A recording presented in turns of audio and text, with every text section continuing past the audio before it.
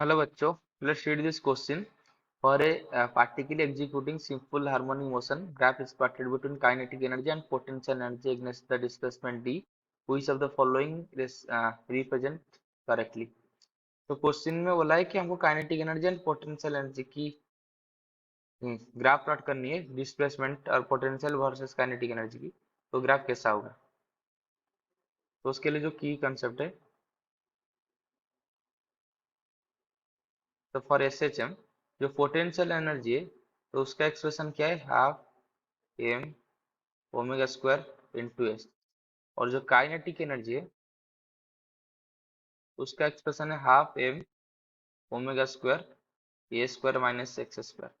तो सॉरी, ये half m omega square into x square है पोटेंशियल एनर्जी। और ये हो जाएगा half m omega square a square minus x square. ये है काइनेटिक एनर्जी की। तो हम ये दोनों इक्वेशन से देखकर पता सकता है कि ये जो दोनों इक्वेशन है, ये जो फंक्शन ऑफ एक्स स्क्वायर, तो एक्स स्क्वायर का फंक्शन है, तो उसका ग्राफ कुछ ऐसे पैराबोलिक टाइप आएगा, पता है। तो चलिए उसका ग्राफ प्लॉट कर कर उसका दिखते हैं ये कैसा आ रहा है। तो मान लीजिए ये हमारा एक्स एक्सिस है, सॉरी, उसको थोड़ा अच्छे से ड्रा करते हैं।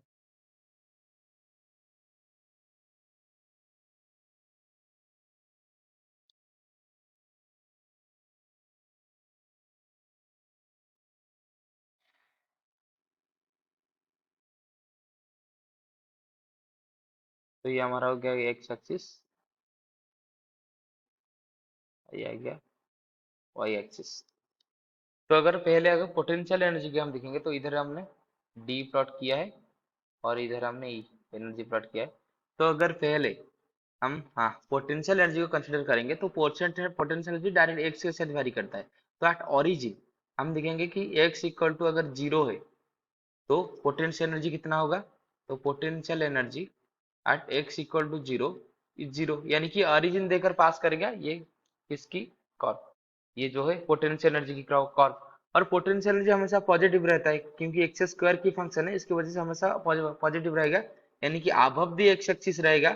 और उसका कर्व कुछ ऐसे ऐसा टाइप का आएगा, पैराबोलिक शेप ऐसा टाइप का आएगा, और ये ओरिजिन देकर पास होगा। तो उसका वो कैसे होगा? उसका कर्व कुछ ऐसे होगा,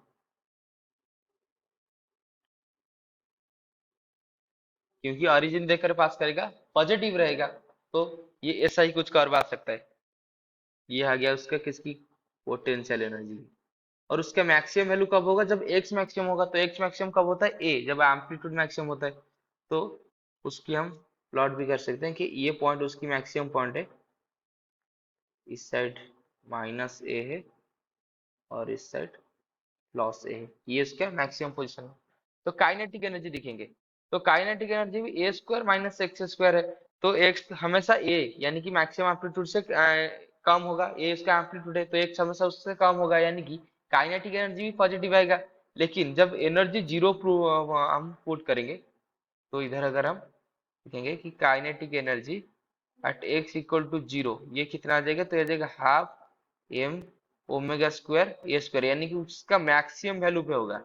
यानी कि काइनेटिक एनर्जी ओरिजिन देकर पास नहीं कर रहा है, लेकिन उसका मैक्सिमम वैल्यू से होता है। Kinetic energy at x equal to zero उसके मैक्सिमम वैल्यू से होगा, और ये पॉजिटिव रहेगा, यानी कि उसका ग्राफ भी कुछ ऐसा आएगा, इस टाइप का आएगा। और ये एक्स एक्सिस के ऊपर रहेगा, लेकिन ओरिजिन देकर पास नहीं करेगा, उसका टॉप पे रहेगा।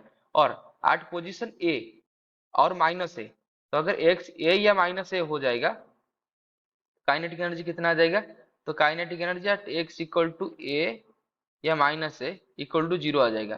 तो उस ग्राफ को अगर हम प्लॉट करेंगे, तो ये कैसा आएगा? तो ये कुछ ऐसे आएगा।